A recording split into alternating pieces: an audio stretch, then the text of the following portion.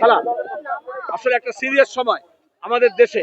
যেভাবে সন্ত্রাসী হামলা হয়েছে, যেভাবে নিরীহ প্রাণ গিয়েছে, তার বিরুদ্ধে প্রথম কাজ হচ্ছে গোটা দেশের মানুষকে এক করা। যারা দেশের মানুষকে ভাগ করছে তারা আসলে সাম্প্রদায়িকতার বিষ মানুষের মনের মধ্যে ঢুকিয়ে দিচ্ছে। এই সন্ত্রাসী হামলা হয় তখনই যখন মানুষের মনের মধ্যে সন্ত্রাসী বিষ ঢুকিয়ে দেওয়া হয়, সাম্প্রদায়িকতার বিষে।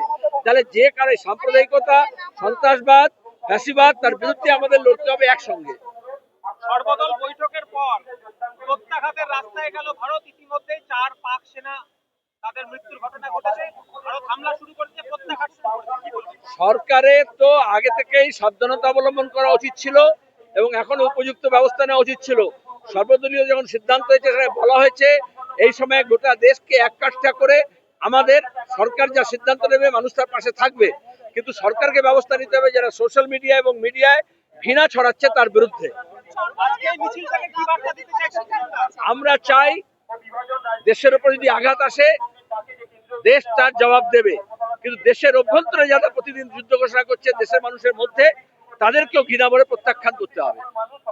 চলো।